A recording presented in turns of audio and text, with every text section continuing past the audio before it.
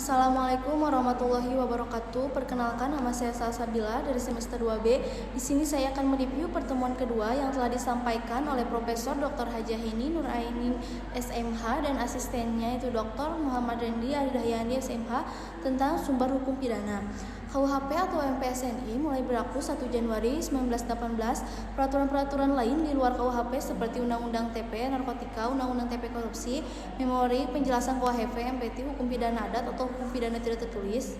Pada masa kolonial, dasar hukum pidana adat adalah pasal 131 IS Jutu Algemeen Bevalingen van Wetscheping, dan dewasa ini didasarkan pada Undang-Undang Nomor 1 Darurat tahun 1951 pasal 5 ayat 3. Jadi pengertian hukum pidana atau STAPLE, hukum pidana material yaitu keseluruhan peraturan yang memuat larangan, keharusan, dan bagi yang melanggarnya diancam dengan pidana.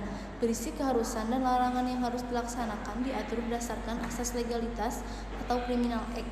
Mengatur tentang siapa-siapa yang dapat dimintai pertanggungjawaban diatur berdasarkan asas kesalahan atau criminal liability atau criminal responsibility. Contohnya yaitu KUHP dan beberapa peraturan di luar KUHP. Hukum pidana formal, keseluruhan peraturan yang memuat hak atau cara-cara negara untuk memberikan pembinaan terhadap orang-orang yang melakukan perbuatan yang terlarang, merupakan hak negara yang dilakukan oleh aparat penegak hukum atau criminal procedure. Contohnya yaitu KUHP atau Undang-Undang Nomor 8 Tahun 1981 Pembagian Kitab Undang-Undang Hukum Pidana bagian yang bersifat umum atau berlaku untuk keseluruhan lapangan hukum pidana baik yang terdapat dalam KUHP maupun di luar KUHP. Diatur dalam buku 1 yaitu pasal 1 sampai 103. Bagian khusus mengatur perbuatan-perbuatan mana yang dapat dipidana dan disertai ancaman berupa sanksi bagi yang melanggarnya. Diatur dalam buku 2 pasal 104 sampai 488 tentang kejahatan.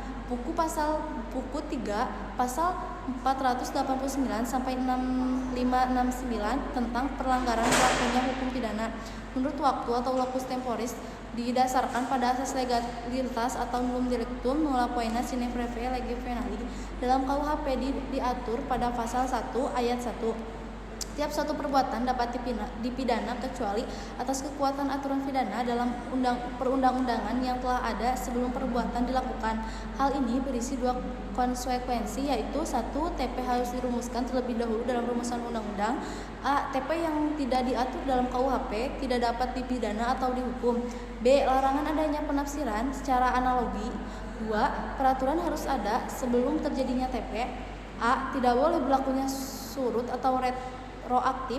B. Menjamin individu dari kesewenang-wenangan penguasa. C. Sanksi pidana merupakan paksaan atau uang. B. Menurut tempat locus delicti, daratan negara perairan atau laut teritorial yang ditetapkan oleh HI udara di atas wilayah negara.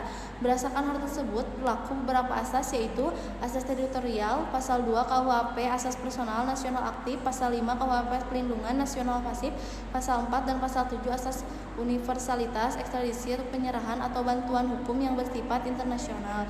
Itu saja dari saya. Terima kasih. Assalamualaikum warahmatullahi wabarakatuh.